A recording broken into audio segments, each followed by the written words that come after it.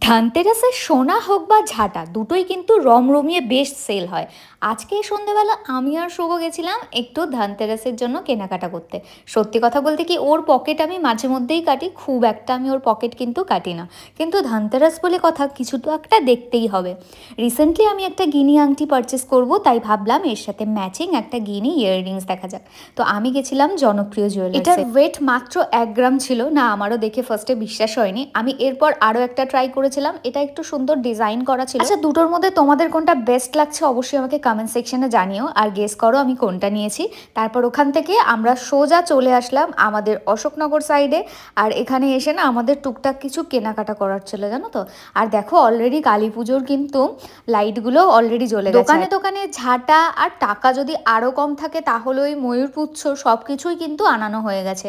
তোমরা এই ধানতেরাসে কে কী কিনছো অবশ্যই কিন্তু কমেন্ট সেকশনে জানিয়ে যাও। দেখা হবে নেক্সট ভিডিওতে, বাই।